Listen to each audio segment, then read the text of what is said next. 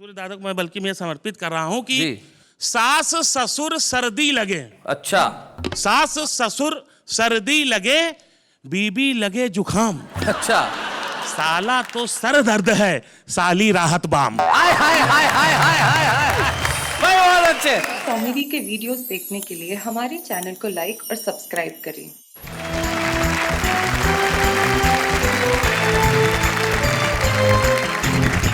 स्वागत है आपका उसी शो में जहां पे आप कहने के लिए मजबूर नहीं होते, दिल से कहते हैं वाह वाह क्या बात है।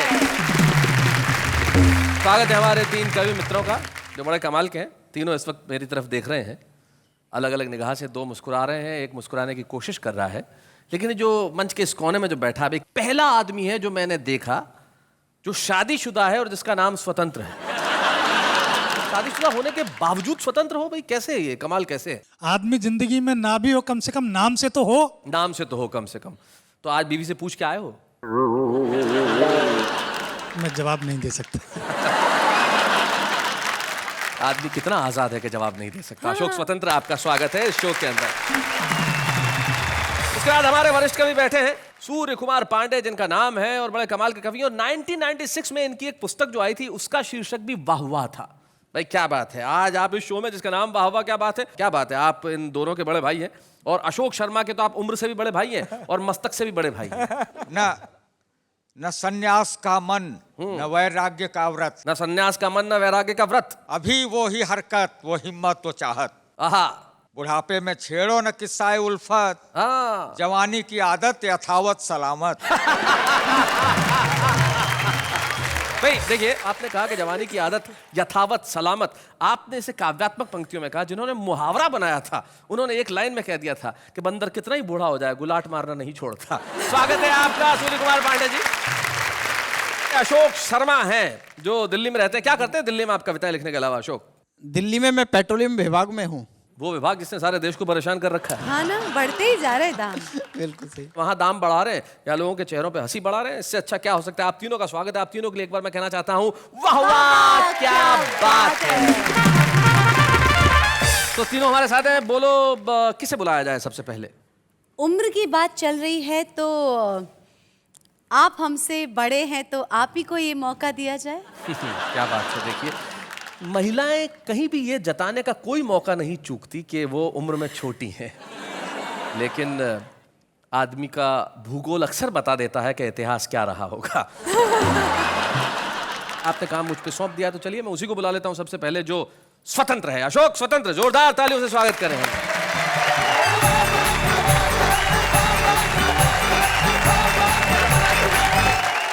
नमस्कार अंजलि जी। जी। मैं एक छोटी सी बात आपको बताना चाहूं। जब मैंने पहली बार आपको तारक मेहता कार्यक्रम में देखा तो एक बात मुझे बहुत ज्यादा खली। बाकी लोग जले हुए थोड़ी हैं जो आपको कह रहे थे अनजली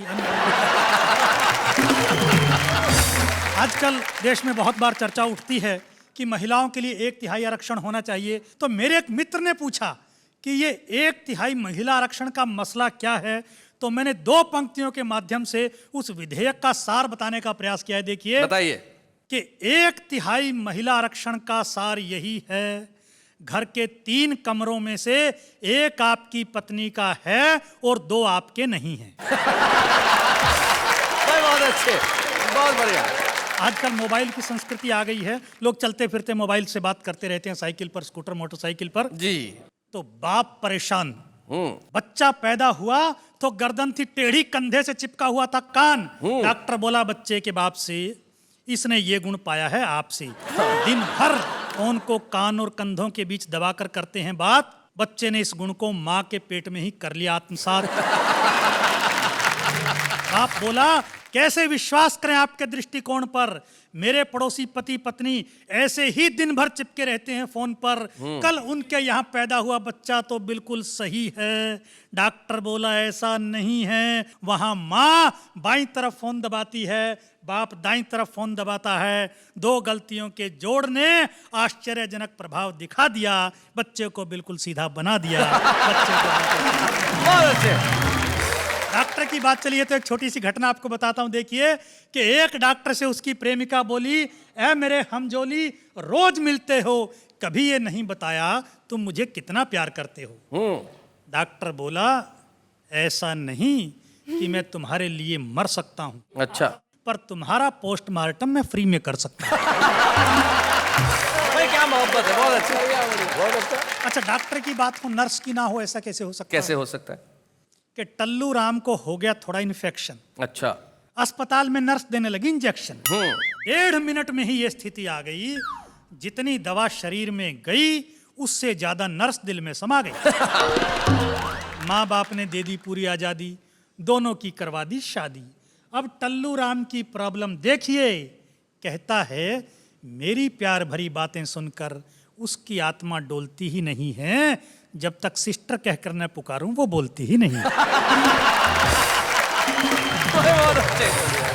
कवि सम्मेलनों में अलग अलग डिजाइन के कवि रहते हैं। जी जी जी अच्छा, वीर रस के कवि के साथ क्या स्थिति रहती है? जी। वीर रस का कवि घर पहुंचा तो देखा बेटे ने बहादुरी जताते हुए तोड़ दिया है घर का फर्नीचर और बाकी सारा सामान। बाप के दिल पर चली छुरी, बेटा अपने घर का सामान तोड़ने में कौन सी बहादुरी। बाप के ये शब्द बेटे के दिल पर कर गए चोट। बोला पिताजी याद करें आज से 10-12 साल पहले के हमारे परमाणु विस्फोट, जमीन हमारी, बम हमारे, फोड़े हमने और आपने पूरी दुनिया में जाकर मचाया शोर। देखो हमारी ओर हमारी बहादुरी के किस्से। अब मैं कहां से लाऊं अपने लिए परमाणु बम के किस्से, तो ये घर का सामान ही आया फोड़ने के लिए अपने हिस्से। भाई बहुत अच्छे, बहुत बढ़िया। मैं देश की राजनीति के बारे में 4 पंक्तियां सुनाकर अपना स्थान लेता हूं। जी। अपने देश में नेता हवा में किले बनाने में दक्ष होता है। जी जी। यहां हर पक्ष के अंदर ही उसका विपक्ष होता है, उससे भी बड़ा नजारा समक्ष होता है। यहां हर प्रांतीय दल में एक राष्ट्रीय अध्यक्ष होता है। क्या बात है, बहुत बढ़िया, बहुत अच्छे।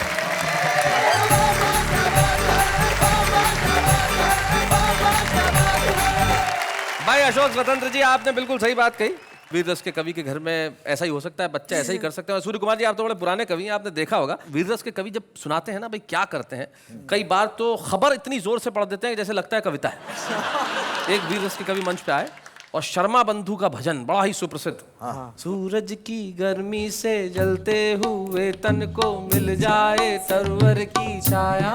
अब इन्होंने वीर रस में पढ़ा, आगे खड़े हुए बोले सूरज की गर्मी से जलते हुए तन को मिल जाए तरवर की छाया, और ऐसा ही सुख मेरे मन को मिला है मैं जब से शरण तेरी आया। एक श्रोता खड़ा हुआ बोले भाया मेरे सोते बच्चे को क्यों उठाया। देखता हूँ अगली बार तुझे यहाँ कौन बुलाएगा वापस, इसको क्या तेरा बाप सुलाएगा।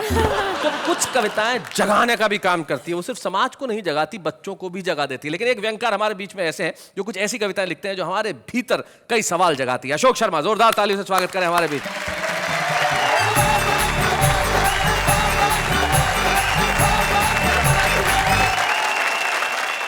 अभी अशोक स्वतंत्र जी बता रहे थे पत्नी से स्वतंत्र हो गए हैं जी। लेकिन कई पति ऐसे होते हैं जो स्वतंत्र नहीं हो पाते बेचारे, कई कोशिश भी करते हैं और कहां तक पहुंच जाते हैं। एक घटना से आपको जोड़ता हूं जी कि परेशान पति ने पत्नी से कहा जी कि एक मैं हूं जो तुझे निभा रहा हूं, हाँ, लेकिन अब पानी सर से ऊपर जा चुका है इसलिए आत्महत्या करने जा रहा हूं। अच्छा। पत्नी बोली ठीक है, लेकिन हमेशा की तरह आज मत भूल जाना और लौटते समय चक्की से आटा जरूर लेते आना। कई बार ऐसा होता है कि पत्नियां भी दुखिया जाती हैं जी। कि दुखियाई पत्नी ने पति से कहा कि तुम रोज रोज नदी में छलांग लगाने की कहते हो, एक बार भी लगाई। पति बोला चैलेंज मत कर वरना करके दिखा दूंगा, अभी तैरना सीख रहा हूं। बहुत अच्छे। जिस दिन आ जाएगा छलांग भी लगा दूंगा। कई घटनाएं हो जाती हैं साहब। जी। अच्छा, एक तो पति पत्नी के साथ ही हुआ कि सुबह सुबह पत्नी ने पति को जगाया, लो, पति बड़बड़ाया, बोले 2 मिनट बाद नहीं उठा सकती थी। ऐसी क्या जल्दी थी, कितना अच्छा सपना दिख रहा था, राजा हरिश्चंद्र बना मैं और मेरा परिवार चौराहे पर बिक रहा था। पत्नी बोली फिर 2 मिनट में वहां कौन सी तुम्हारे लिए रोटी सीख लेती। मैं बोला बेवकूफ, 2 मिनट में रोटी सीखती ना सीखती, पर कम से कम तू तो बिक लेती। सूर्य कुमार पांडे जी, पत्नी की बड़ी बात कर रहे हैं, आप कुछ कहना चाहते हैं? क्यों नहीं, इनका मैं इतना पत्नी पुराण सुन रहा जी। हूँ। अशोक शर्मा जी, आप कितनी मोहब्बत करते हैं, मैं तो ये कह रहा हूँ आप इन्हें देखिए और सुनिए। कितना शरीफ शख्स है, हाँ। पत्नी पे फिदा है। कितना शरीफ शख्स है, पत्नी पे कितना फिदा है। शरीफ शख्स है, पत्नी पे फिदा है। उस पे कमाल ये है कि अपनी पे फिदा है। अपना ही माल है, फिदा भी होना चाहिए उसमें। सही बात है। बड़ी बड़ी घटनाएं हो जाती हैं साहब। एक तो मुझे याद आ रहा है कि एक पति तैयार होके बिल्कुल नए से कपड़े पहन के जैसे ही निकला, वैसे ही पीछे से पत्नी ने पकड़ लिया। बोले कहाँ जा रहे हो? पति को गुस्सा आ गया, बोला मरने। बोले फिर नए कपड़े पहन कर क्यों जा रहे हो? सही बात है अच्छा, मैं तो बड़ा छुप के निकलता हूँ, जी। लेकिन एक बार छुप के निकल रहा था तब भी पकड़ लिया। बोले कहाँ जा रहे हो? मैंने कहा 1-2 घंटे के लिए बाजार जा रहा हूँ घूमने। बोले कहीं नहीं जाना, सब्जी मंडी चलना है। अच्छा। पत्नी के साथ सब्जी मंडी चला गया। मैंने देखा सब्जी मंडी में सब्जी वालों के बीच में एक डॉक्टर की दुकान थी साहब। अच्छा, डॉक्टर की दुकान। हाँ, अच्छा, मुझे बड़ा अटपटा लगा। मैं सब्जी वाले से बात कर रहा हूँ, आप कविता का आनंद उठा। जी। एक बात समझ में नहीं आई श्रीमान, सब्जी मंडी उसमें डॉक्टर की दुकान। हाँ वाह, सब्जी की दुकान पर इक्का दुक्का और डॉक्टर की दुकान पर भीड़ भड़क्का। हाँ। हमने डॉक्टर से पूछा इसका कारण बताएंगे? वह बोला आइए विस्तार से समझाएंगे। अच्छा। ये पहला मरीज हाँ अपने आप ही मौत से जूझ लिया था। हाँ। राह चलते चलते भिंडी का भाव पूछ लिया था। बहुत अच्छे। बहुत बढ़िया है। भाव सुनते ही भुन्न हो गया, इसका आधा हिस्सा सुन्न हो गया। अच्छा, बहुत अच्छा है, अच्छे। अच्छा है। और इसने सब्जी मंडी में आकर अपनी जान को आफत लगाई है। सब्जियों के भाव से ज्यादा इसका ब्लड प्रेशर आई है। बहुत अच्छा। यह जन्मजात लोभी, स्वाद स्वाद में खा गया आधा किलो गोभी। अच्छा। अब 80 रुपए का भाव सुनकर सुबक रहा है। आधा किलो गोभी सुबह से हुबक रहा है। बहुत बढ़िया अशोक। ये सरकारी बाबू सब्जी मंडी में भी अपनी दादागिरी दिखा रहा था। जब मांगने पर धनिया नहीं मिला तो जबरन उठा रहा था। कुछ दुकानदारों ने मिलकर इसे कपड़े की तरह निचोड़ दिया। जिस हाथ से धनिया उठाया था वो हाथ ही तोड़ दिया। ये मोटी महिला कल जब सब्जी वालों की गैल गई तो कटहल का भाव सुनकर मटर के दानों की तरह फैल गई। क्या बात है भाई, वाह वाह वाह। कटहल का भाव सुनकर मटर के दानों की तरह फैल गई। इसका शारीरिक संतुलन ही बिगड़ गया। मिर्गी का भयंकर दौरा पड़ गया। अच्छा। जब चमड़ा भी किसी काम ना आया तो लोगों ने इसे लहसुन सूंघाया। हाँ। और ये भी कमबख्त फैटी लहसुन सूंघते ही उठ बैठी। ये साथ में सब्जी वाला आज सुबह ही मेरे पास आया है, साथ में अपने नौकर को भी लाया। अच्छा। कहता है कि इसने मेरा 100 ग्राम हरा चना और एक टमाटर खा लिया है। आप इसकी इंडोस्कोपी कीजिए और इसके पेट में यंत्र डालकर बताइए कि इसके पेट में और क्या क्या। अच्छा। ये जो बोरा खड़ा है इसमें मलेरिया का मरीज पड़ा है। यह सर्दी से कम सब्जियां देख देख कर ज्यादा कांप रहा है। क्या बात है। भाग कर आया था इसलिए अभी तक कांप रहा है। बहुत अच्छे। ये हार्ट का मरीज 3 हार्ट अटैक के बाद भी जिंदा है। भगवान की देन है, फिर भी कमबख्त प्याज का भाव सुनने के लिए बेचैन। बहुत अच्छा है। वो जिसके हाथ में दुनाली है, हाँ। उसके बेटे से किसी ने 700 रुपए की सब्जी छुड़ा ली है। ओहो। तब से वह बंदूक लिए ढूंढ रहा है, जिसने छुड़ाई है उसे ढूंढ रहा है। अंत में डॉक्टर बोला पता नहीं इस दुनिया में कैसे कैसे लोग हैं जो जरा सी महंगाई को भी सहन नहीं कर पाते हैं वाह। और मरने के लिए सब्जी मंडी में चले आते हैं। अगर उनका सब्जी मंडी में आना इतना ही जरूरी है तो सब्जी मंडी के बीच में एक डॉक्टर की दुकान खोलना हमारी लाचारी है, हमारी मजबूरी क्या है। बात है भाई अशोक, बहुत बढ़िया भाई, वाह।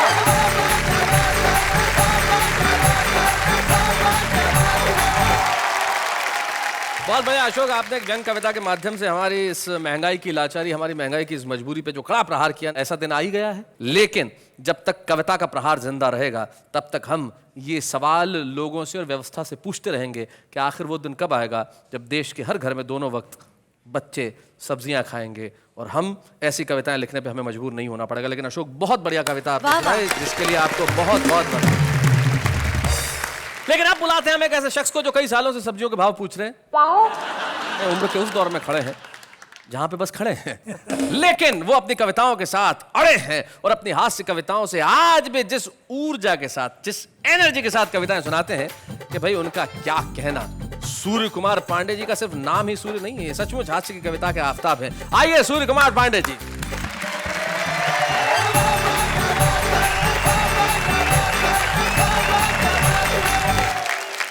मैं आपको 4 पंक्तियां सुनाता हूं जी।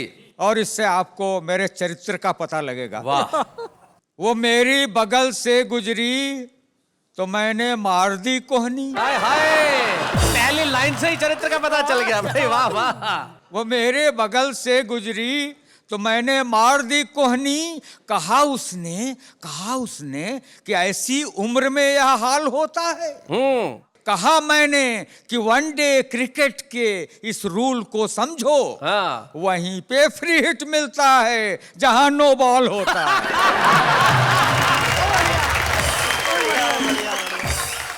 सुनेगा 4 पंक्तियां जी। कि मैं गंजा हूं तो इस चिकने घड़े का फायदा भी है। हाँ।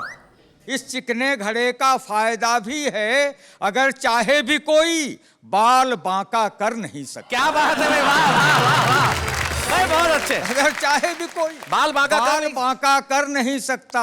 और है वो फिसलन कि रखते ही फिसल जाती है हर मुश्किल।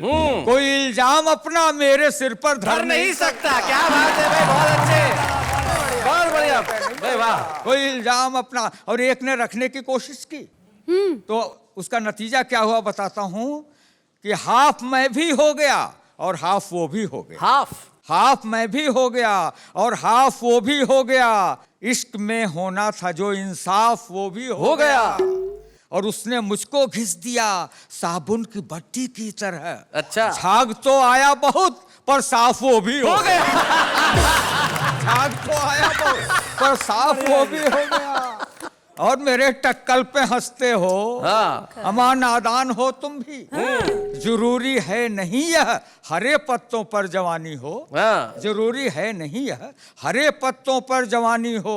और ये गंजापन बताता है इमारत है नई अब भी। ये गंजापन बताता है इमारत है नई अब भी। छतों पे घास उगाती है घर बिल्डिंग पुरानी हो। भाई बढ़िया बात है, क्या बात है। तो और आपको 4 पंक्तियां और सुनाता हूँ। पतझड़ में भी बहार के रखता हूँ तमन्ना। देखी जहां हरियाली उसी ठौर रुका हूँ। हाँ, ठौर जगह। और यह पूछो मत कितने वसंत देख चुका मैं। यह पूछो कि कितनी बसंती देख चुका।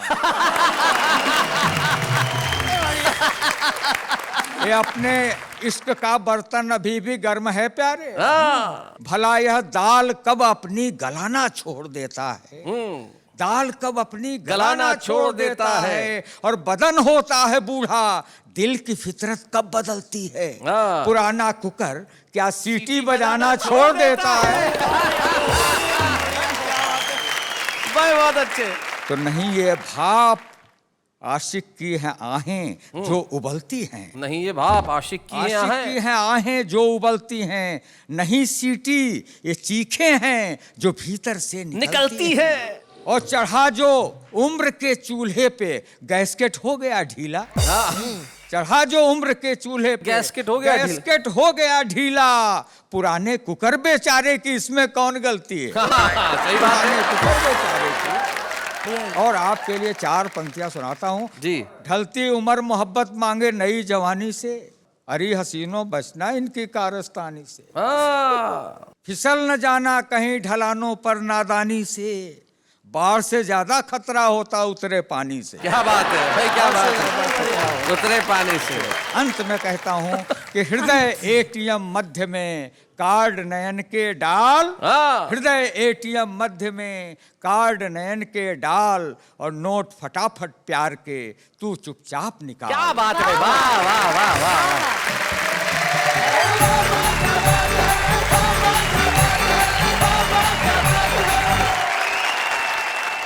वैसे इस बात पे से एक बात बताइए। हाँ बताइए, पूछिए पूछिए। शादी करने की सही उम्र क्या होती है? आपकी निकल गई।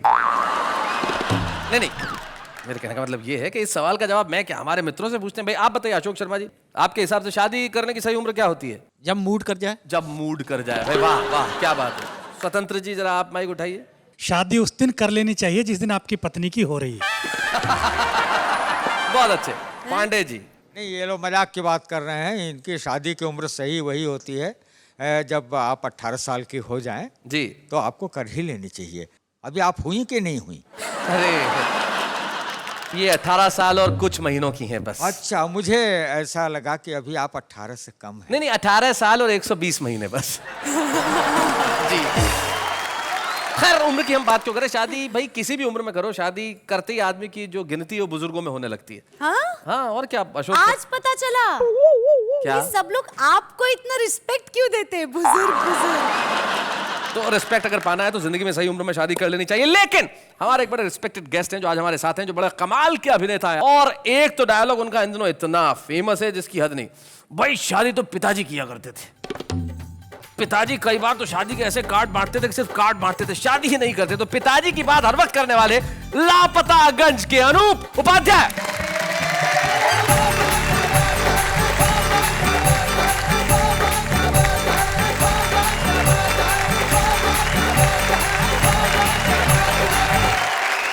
भाई अनूप उपाध्याय जी, बड़ी देर कर दी, मेहरबान आते आते पहले क्यों नहीं आया आप इस शो में? भाई देखिए, ऐसा है, आते तो पिताजी थे शैलेश जी। अच्छा। और आते थे तो फिर जाते नहीं थे। हाँ। जब लोग उन्हें भगाते थे तब जाते थे। हमने भी आपके पिताजी को ही बुलाया था, आए आप हैं। पिताजी थोड़े से व्यस्त हैं जी। तो जब वो व्यस्त होते हैं तो उनकी जगह हम आ जाते हैं। जी। मैं आपको बताऊं शैलेश जी, मैं अभी जो कविता कहने जा रहा हूं, पढ़ने जा रहा हूं, वो चमचों पर है। अच्छा। वैसे चमचे तो पिताजी थे।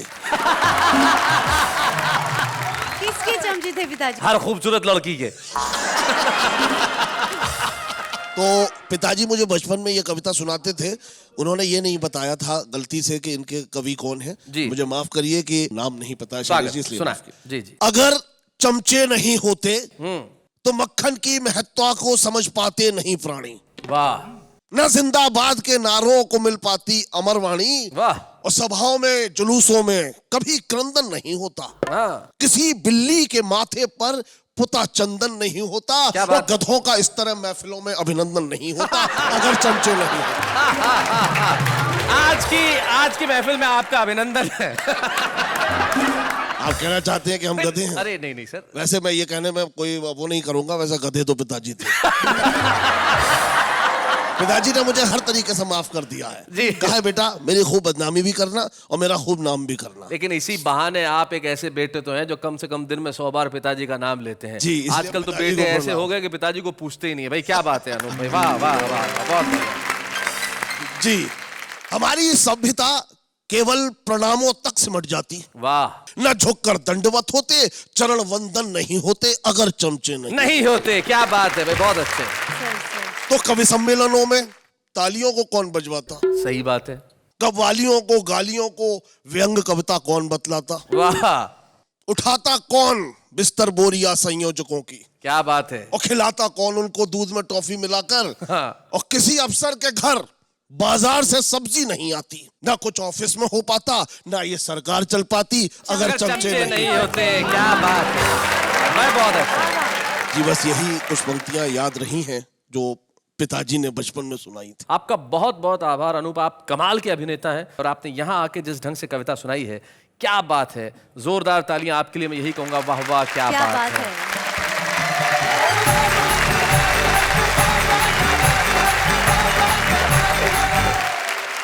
भाई चमचा का होना बड़ा आवश्यक है, चमचे बड़े कमाल के होते हैं। इस पे मुझे एक बहुत छोटी सी कहानी याद आ गई।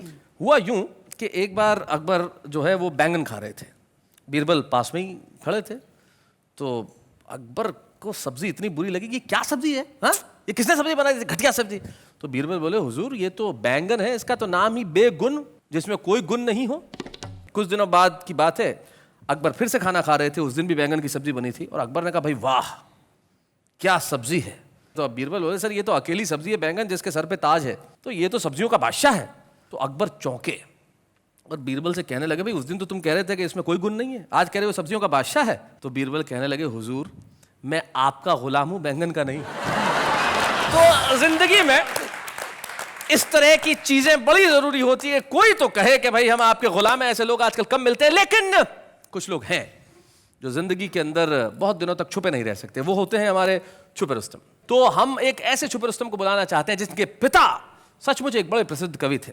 इलाहाबाद अंचल के अंदर कैलाश गौतम जी के दोहे आज भी इतनी इज्जत के साथ पढ़े जाते हैं, उनकी कविता इतनी इज्जत के साथ सुनाई जाती है। उनके पुत्र श्लेष गौतम जो आज इलाहाबाद से हमारे बीच में आ रहे हैं, आज तो छुपे रुस्तम है, लेकिन मैं जानता हूं कल वो अपने पिता की तरह बड़ा नाम करेंगे। श्लेष गौतम।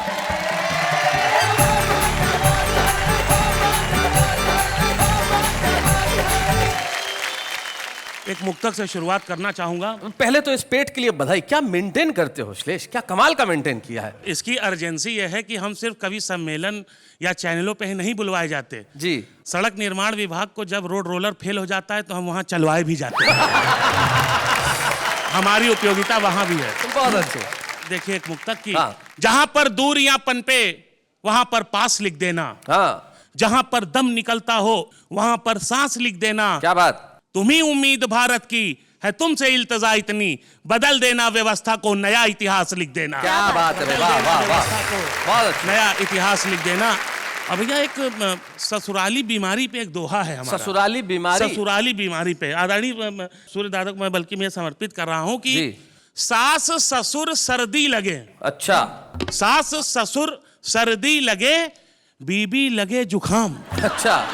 साला तो सर दर्द है, साली राहत बाम। हाय हाय हाय हाय हाय हाय हाय, बहुत अच्छे, क्या बात है। और अक्सर बात हो जाती है, शादी की बात चली, उम्र की, तो जी। 4 लाइन मैं निवेदित करता हूं कि किताब अच्छी हो तो पेज मत देख, किताब अच्छी हो तो पेज मत देख, भूख लगी हो तो वेज नॉन वेज मत देख, तू 20 का है और वो 40 की तो क्या, दिल लगा हो तो एज मत देख। बहुत अच्छे। एक महापर्व है वैलेंटाइन, लेकिन उसको लेकर के शासन प्रशासन और पार्टियों का इतना मतलब कड़ाई रहती है। तो एक भविष्य की भी तस्वीर मैंने खींची है। देखिए कि अब प्यार के इजहार पर पाबंदियां होंगी, अब प्यार के इजहार पे पाबंदियां होंगी, पर पाबंदियां होंगी। अब प्यार के बाजार में भी मंदियां होंगी। रहा ये हाल तो फिर दोस्तों आगे यही होगा, मजनू के हाथों लैलाओं की राखियां होंगी। क्या बात है। और देखिए कैलाश गौतम जी का दोहा कि पन्नी पर पन्नी चली, हाँ, हुए पंच सब टंच। अच्छा। सबसे ज्यादा टंच जो वही हुआ सरपंच। देखें ये हमारे आपसे जुड़ा है जी। समाचार के नाम पर जनता है कंफ्यूज। देखिए भैया हिंदी और अंग्रेजी को भी हमने दोस्ती कराने की कोशिश क्या की बात है, क्या बात। समाचार के नाम पर जनता है कंफ्यूज, 20 मिनट का विज्ञापन, 3 मिनट की न्यूज। व्यवस्था के संदर्भ में एक मुक्तक प्रस्तुत करके मैं विदा लूंगा। मरने नहीं देंगे तुम्हें, जीने नहीं देंगे। वाह। मरने नहीं देंगे तुम्हें, जीने नहीं देंगे, देंगे 1000 जख्म पर सीने नहीं देंगे। अंधी है सियासत यहाँ शातिर है हुक्मरा, पानी तुम्हें देंगे मगर पीने नहीं देंगे। भाई क्या बात है भाई, वाह वाह वाह वाह भाई, बहुत बढ़िया। श्लेष आपने कहा कि व्यवस्था ऐसी है कि पानी तो देंगे लेकिन पीने नहीं देंगे, लेकिन वाह वाह क्या बात की व्यवस्था ऐसी नहीं है। हम चाहते हैं कि आप जमाने को दिखें और इतना अच्छा लिखें कि उसके लिए हम आपको एक स्मृति चिन्ह के रूप में कलम प्रदान करना चाहते हैं, और उस कलम की नोक से आप ऐसी कविताएं उगलें कि लोग आपके लिए घनघोर तालियां बजाएं। तो आइए, वाह वाह क्या बात है कि मंच से मिलके हम देना चाहते हैं श्लेष गौतम को एक स्मृति चिन्ह। जोरदार तालियां।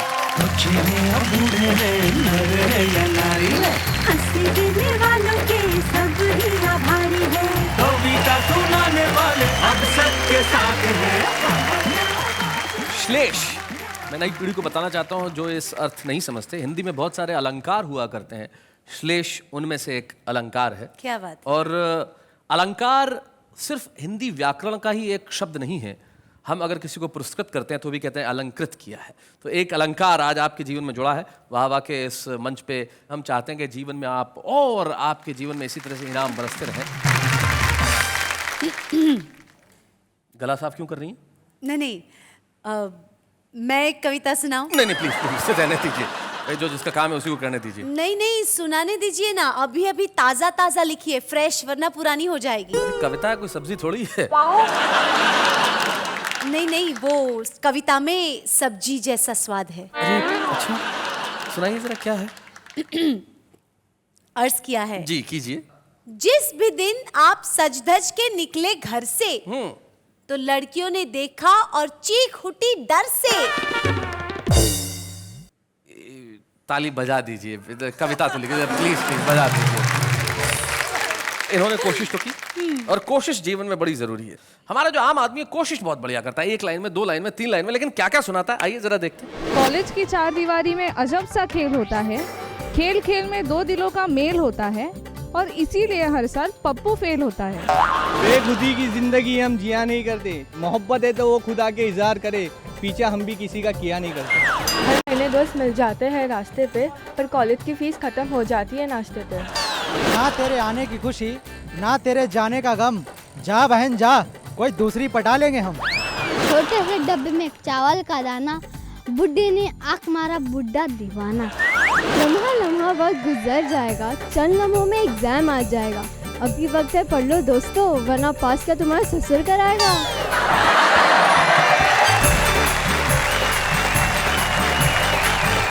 सूर्य कुमार जी, आपने कभी ऐसी शुरुआत की थी, इस तरह की कोई तुकबंदी की थी कभी? मेरी तरह। हाँ, क्यों नहीं की। मसलन किस तरह की थी, कोई याद है आपको? जैसे बहुत एक बार वो हो गया थोड़ा सा क्या कहते हैं, असफल हो गए। हाँ, जी। तो मैंने लिखा था कि फूलों का बिस्तर मांगा था पर कांटों की सेज मिली, जिस पे पहली लाइन मारी वो लाइन इंगेज मिली। देखिए, सूर्य कुमार पांडे ये कहते हैं एक बार जब असफल हो गए, लेकिन उसके बाद जो सफलता की सीढ़ी उन्होंने चढ़ी, तो आज वो इस मंच पे हमारे आज सम्मानित कवि के रूप में है। हमें इस मंच को बड़ी खुशी होगी जब हम सम्मानित करें सूर्य कुमार पांडे जी को।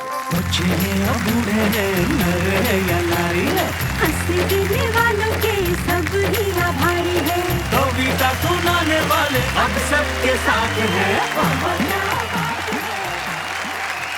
और जैसी कि परंपरा है कि जिस कवि को हम सम्मानित करते हैं उसके परिवार का कोई सदस्य या मित्र यहाँ उपस्थित रहता है। सूर्य कुमार पांडे जी का परिवार कविता का परिवार है, उनका अपना परिवार तो लखनऊ में है ही, और हमें बड़ी खुशी है कि हमारे युवा पीढ़ी के एक कवि यहाँ पे उपस्थित हैं जो पांडे जी से बेहद प्रभावित भी है, और पांडे जी और उनका और हमारा सबका बड़ा साथ रहा है। दीपक गुप्ता एक युवा पीढ़ी के ऐसे कवि हैं, तो हम चाहते हैं दीपक इस मंच पर आए और हम उनसे कुछ बातचीत करें। दीपक आइए।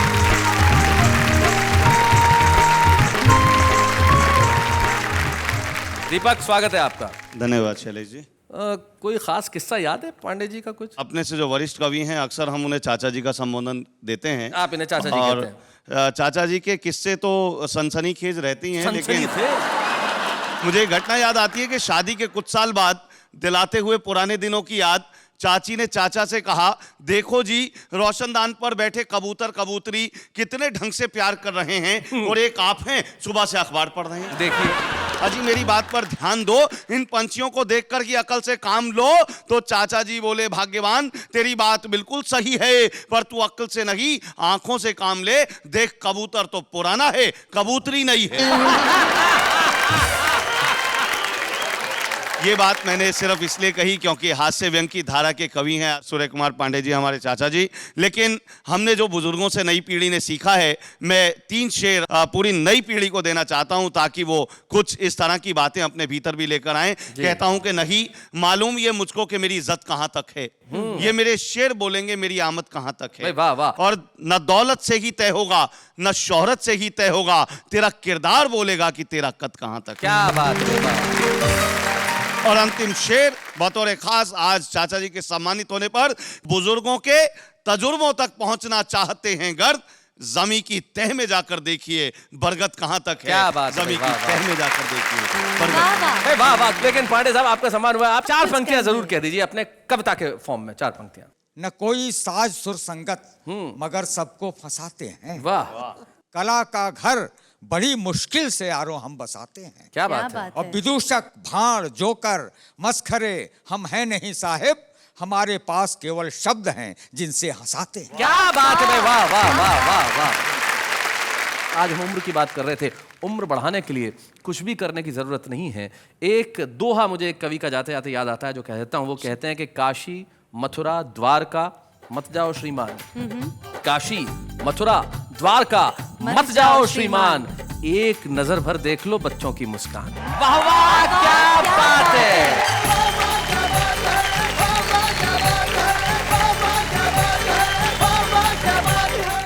कॉमेडी के वीडियोस देखने के लिए हमारे चैनल को लाइक और सब्सक्राइब करें।